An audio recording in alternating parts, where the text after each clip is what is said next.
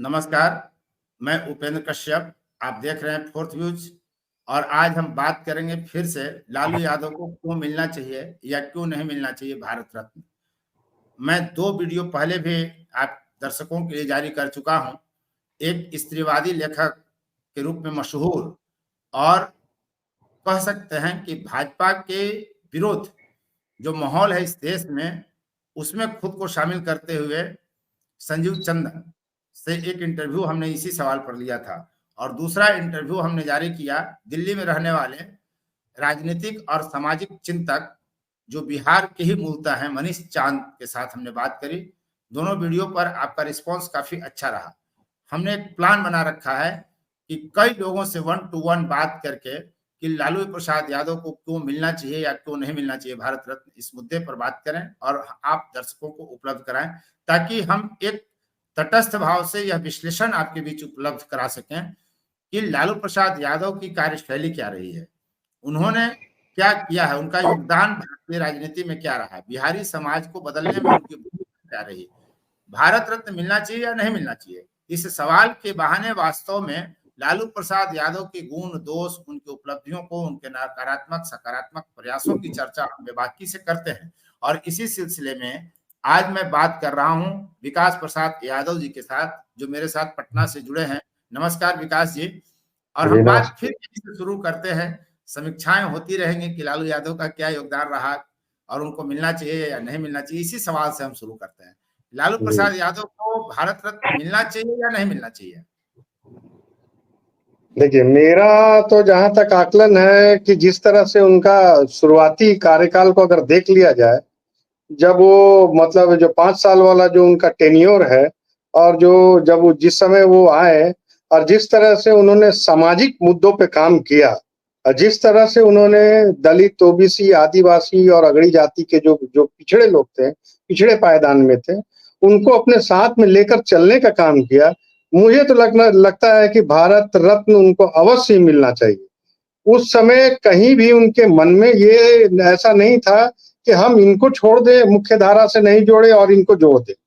जहां तक हमने देखा है और जब तक अभी तक समझा है, मुझे नहीं लगता है, हो सकता है जिनको व्यक्तिगत जो लोग नहीं जानते हों, और मैं व्यक्तिगत रूप से भी उनसे मिलता रहता हूं और मैं उनके बारे में ये बात स्पष्ट रूप से कह सकता हूं, उनके मन में कहीं भी इस तरह का जिस तरह से लोग प्रचारित किए हैं, हो सकता है उनका अपना नजरिया हो, अपना दृष्टिकोण हो, लेकिन जो उन्होंने मुख्य धारा से लोगों को जोड़ने का काम किया है, वो मेरा तो मानना है कि उनको अवश्य ही भारत रत्न से नवाजा जाना चाहिए।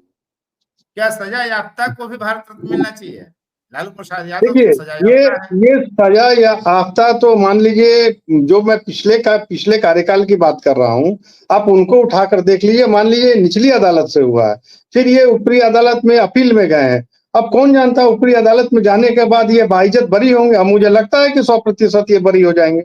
आप देख लीजिए। चुनाव लड़ नहीं सकते हैं और दुर्भाग्य ठीक है, राहुल गांधी के सूचना जो फाड़ी गई थी उस कारण चुनाव नहीं लड़ सकते हैं पंचायत का। नहीं, ठीक है सर, चुनाव नहीं लड़ सकते हैं, साझेदार है। नहीं, मेरा कहने का मतलब ठीक है, लड़ नहीं सकते हैं, लेकिन उनके पुराने जो कार्य उन्होंने जो किए हैं, आप रेलवे से उठाकर देख लीजिए, बाकी सामाजिक ताना बाना को उठाकर आप देखिए, उस चीज को अगर देखा जाए तो उस चीज से आप इनकार नहीं कर सकते हैं कि नहीं, ये इस क्राइटेरिया में फिट नहीं है। और मुझे लगता है ऐसे और भी लोग होंगे जिनको मतलब इस क्राइटेरिया से बढ़कर काम किए, मतलब वो अपने उससे आगे निकल कर लालू यादव काम किए, और बाकी कुछ ऐसे लोग हैं, हो सकता है कि उस क्राइटेरिया में नहीं किया और उनको मिला हो। तो मैं इस चीज से सहमत हूं कि लालू यादव को भारत रत्न मिलना चाहिए। लेकिन अगर इनको मिलना चाहिए भारत रत्न, तो बहुत सारे फिर ऐसे सजा याफ्ता है जो बाद में किसी गलत कर्म के लिए सजा याफ्ता हुए और उनको नहीं, मेरा कहने का मतलब है होने के बाद, जेल से छूटने के बाद बेहतर कार्य किए, देश के लिए योगदान दिए, तो उन लोगों को भी मिलना चाहिए भारत रत्न। उनका जो मुद्दा है और इनका मुद्दा में जमीन और आसमान का फर्क है। वो किस मुद्दा में आए और ये किस मुद्दे के लिए इनको चुना जा रहा है। मेरा कहने का स्पष्ट मतलब ये है, सजा सजा अब तो अभी तो हमने बताया कि निचली अदालत से इनको सजा हुआ है, वो मैं मानता हूँ। लेकिन जब ये ऊपरी अदालत में अपील में गए हैं, मैं आज के दिन आप नोट ये कर लें, ये समय भी नोट कर लें, ऊपरी अदालत से ये बाइज्जत बरी होंगे और देखिएगा इनका केस बिल्कुल ही इनके इनके ये में जाएगा। लालू प्रसाद मतलब यादव का योगदान क्या है बिहार की राजनीतिक दिशा बदलने में, या बिहार का जो समाज का जो चरित्र था, जो समाज है बिहारी 1990 से पहले, उसको बदलने में इनका क्या योगदान रहा, क्या भूमिका रही लालू प्रसाद उनका यादव? योगदान आप उठाकर देख लीजिए, उनका योगदान दलित, ओबीसी, एससी, एसटी के लिए और जो अगड़ी जाति के लोग थे, आप उनके लिए देखिए, उन्होंने खुलकर काम किया। आप जाके किसी भी गांव में बस्ती में आप, के लिए भी काम किया और गैर अगड़ी जाति के हाँ लिए भी हाँ, उन्होंने। अगड़ी जाति में, चूंकि मैं नजदीक से देखा हूं, अगड़ी जाति में जो पिछड़े लोग थे, जो पिछड़ गए थे, उनके लिए उन्होंने काम किया है। मैं खुद देखा हूं, मैं इस चीज को मैं जानता हूं। अगड़ी वैसे जाति में लोगों कौन को लोग उन्होंने थे जो पिछड़ गए थे?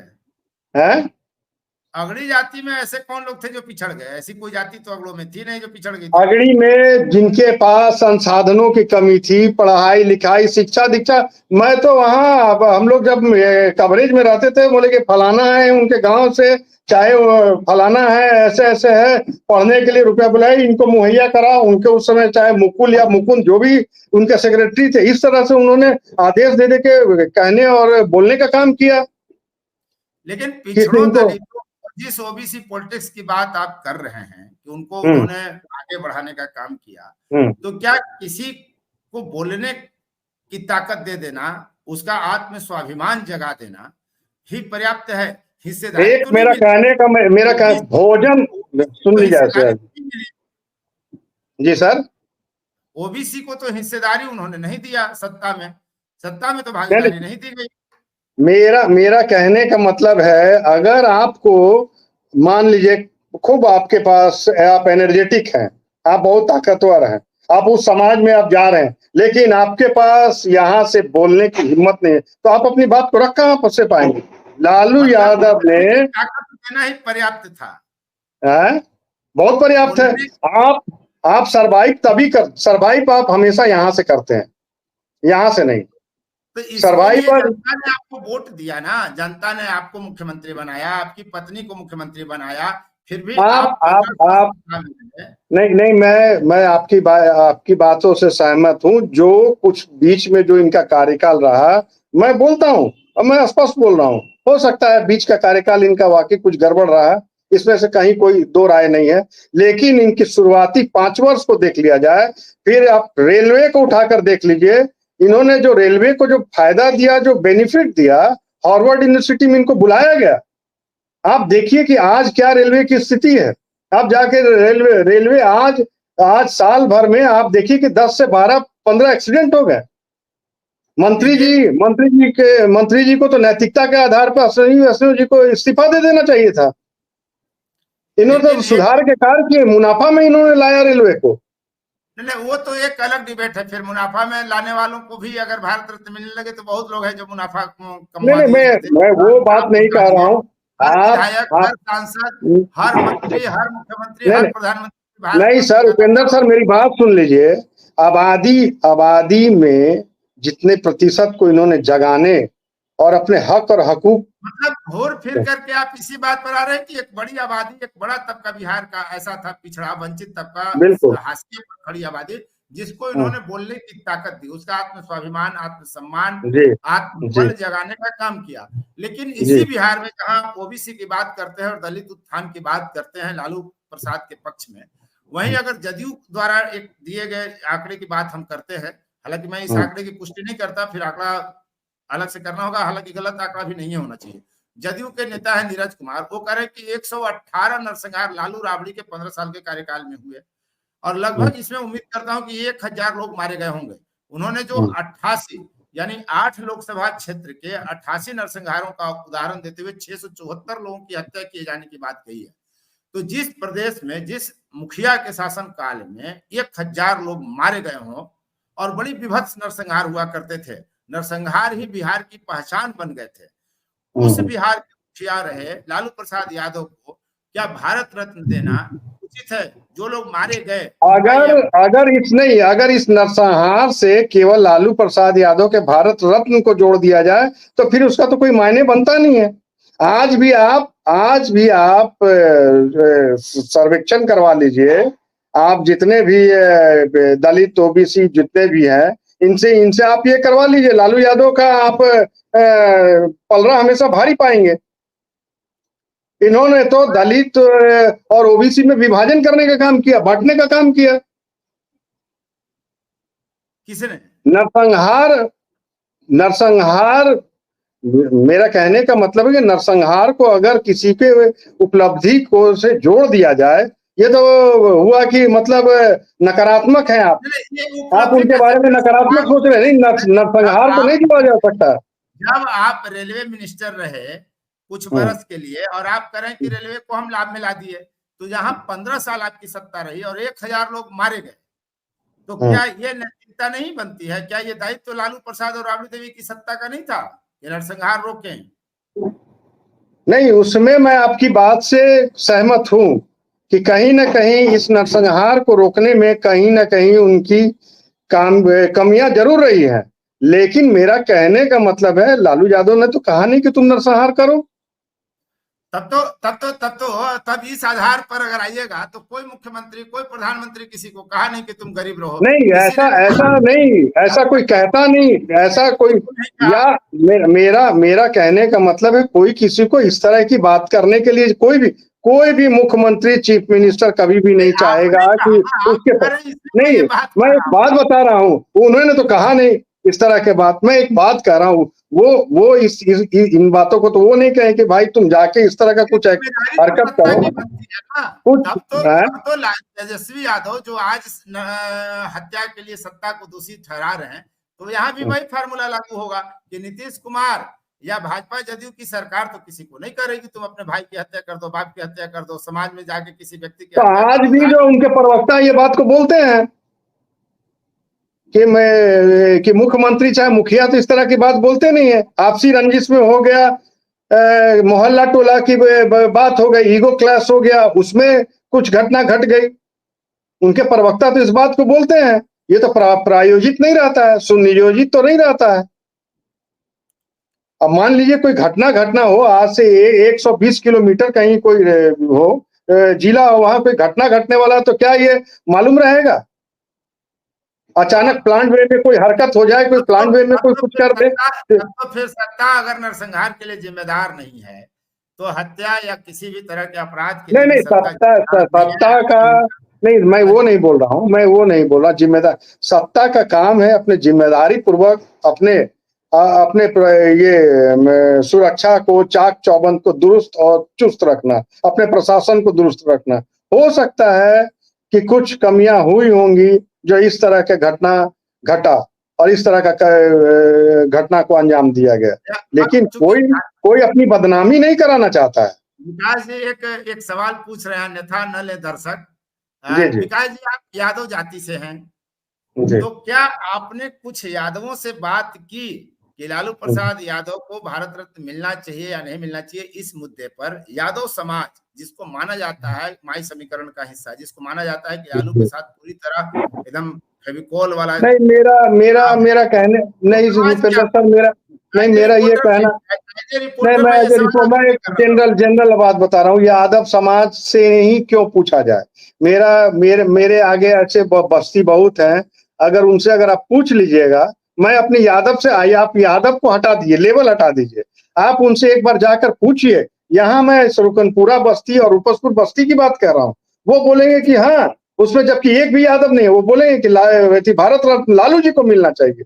मतलब गैर यादव समाज में भी ये चर्चा आपके हिसाब से बिल्कुल, उन्होंने पिछड़ों और दलितों को जो आवाज दी, इसका कहीं ना कहीं आभार वो समाज व्यक्त करता है अभी भी।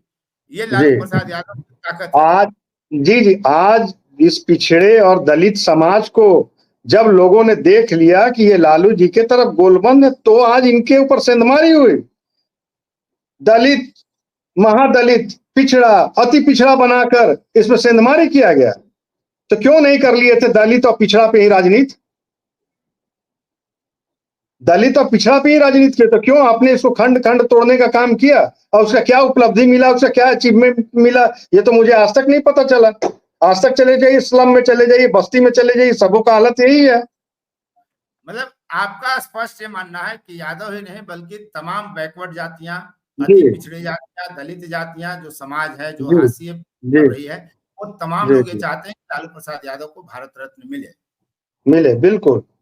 और इसमें कोई पेच आपकी समझ से नजर नहीं आता है, चाहे वो नरसंहार बिल- का मामला हो या मतलब सजा याफ्ता होने मैं का मामला हो। नरसंहार का मैं फेलियर मान सकता हूँ, सिस्टम फेल हुआ होगा, अब ये लेकिन कोई बाधक नहीं है, ये भारत रत्न मिलने की बाधक जी बाधक नहीं होना चाहिए। जी जी जी हाँ, तब तो ये सवाल भी उठेंगे, कई सवाल उठेंगे।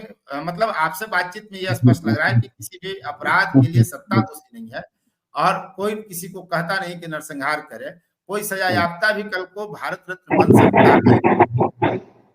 खैर, ये तो अभी आने वाला दौर है, अभी निचली अदालत से हुआ है, और ये मैं आप इंतजार करें, और आज का समय और आज का वक्त आप जरूर इस चीज को नोट कर लें, ये बाइज्जत बरी होंगे, मैं निश्चित बता रहा हूं।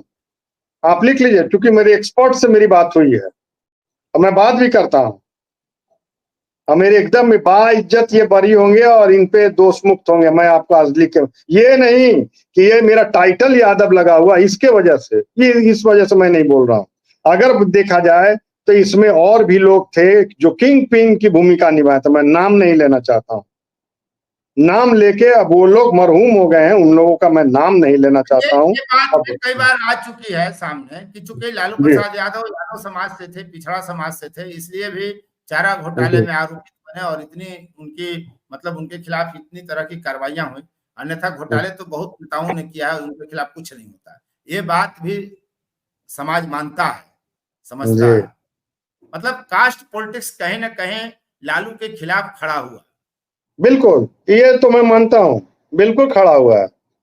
आप देखिए, एक माननीय जज थे, बोले तबला बजाइए बताइए, मतलब सजा आप दे रहे हैं, आपका काम है, सजा आप दे दीजिए, आप कुछ भी कर दीजिए, लेकिन आप जिस पद पे हैं, जिस उसकी सही गरिमा को, फैसले, हाँ, आपको टोन गरिमा बरकरार रखना है। आप कैसे बोल दीजिएगा कि जाइए तबला बजाइए, एक सीनियर सिटीजन जिसका किडनी लीवर डैमेज हो, तो जो जिसको तो जो होना है वो तो होगा ही। आपने जातीय, कहा मतलब जातीय आग्रह, दुराग्रह, पूर्वाग्रह भी कहीं ना कहीं जी, लालू प्रसाद के बिल्कुल मामले में जीता रहा है।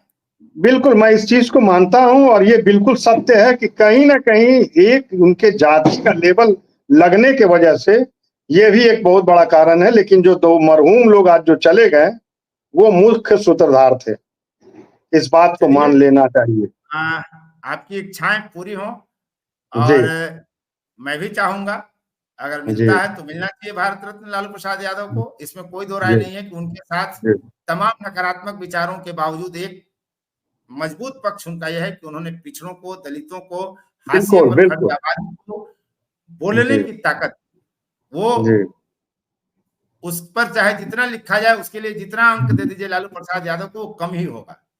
जी आत्मसम्मान से जीना उन्होंने सिखाया उस आबादी को जो बिल्कुल हाशिए पर खड़ी थी, जिसे कोई पूछता नहीं था, जी जिसकी कोई अपनी औकात नहीं थी, अपनी कोई पहचान नहीं थी। बिल्कुल बिल्कुल बिल्कुल चलिए, बहुत बहुत धन्यवाद विकास भाई, और जी फिर बस किसी एक नए मुद्दे के साथ हम लोग उपस्थित होंगे। आप देख रहे थे फोर्थ व्यूज। लालू प्रसाद यादव को क्यों मिलना चाहिए या क्यों नहीं मिलना चाहिए भारत रत्न, इस पर विकास प्रसाद यादव जो वरिष्ठ पत्रकार है उन्होंने अपनी बात बेबाकी से रखी। मैं फोर्थ व्यूज के दर्शकों से एक अपील करूंगा कि यदि अब तक आपने चैनल को सब्सक्राइब नहीं किया है तो चैनल को सब्सक्राइब कर लें, शेयर लाइक कमेंट जरूर करें और देखते रहिए फोर्थ व्यूज। राजनीतिक वैचारिक मुद्दों का यह बड़ा अड्डा है, जहां रोज हम लोग एक से एक मुद्दों पर लाइव डिबेट करते हैं, जिसमें जनता सवाल पूछती है और हम लोग जवाब देते हैं। उसमें भी विकास भाई शामिल रहते हैं। क्या विकास जी, जी जी बड़ा जी रोचक होता है वो बिल्कुल लाइव डिबेट। बिल्कुल बिल्कुल रोचक होता है, बिल्कुल जी चलिए, जी बहुत बहुत धन्यवाद सबको। फोर्थ व्यूज, चौथा विचार, बाकी फिर